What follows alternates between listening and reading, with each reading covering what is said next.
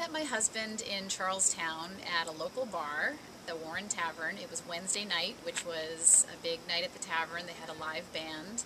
And I actually went out with my girlfriend, and I was meeting my then boyfriend, who was late. And I saw somebody that I knew, went over to talk with him while I was waiting for them.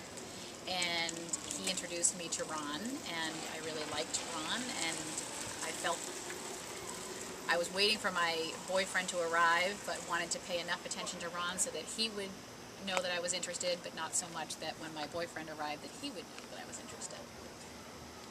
So that is how I met my husband. But how'd you get his number? How'd that all go down?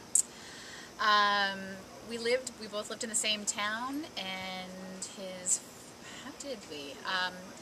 I would often run into Ron on the bus, and he would say, oh, we should get together, we should do something, and he wrote his number down for me.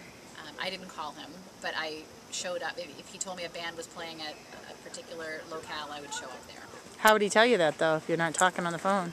We'd run into each other on the bus.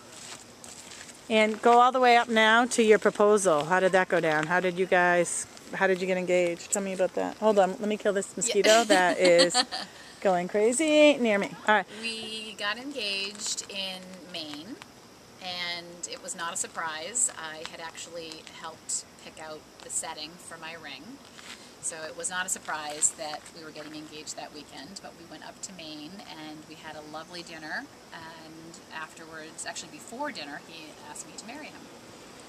Is there any reason why, while you're telling me about your engagement, that you're starting to play with your thumbs and you weren't doing that earlier? I'm telling me what you do for a living. Probably because it's more personal.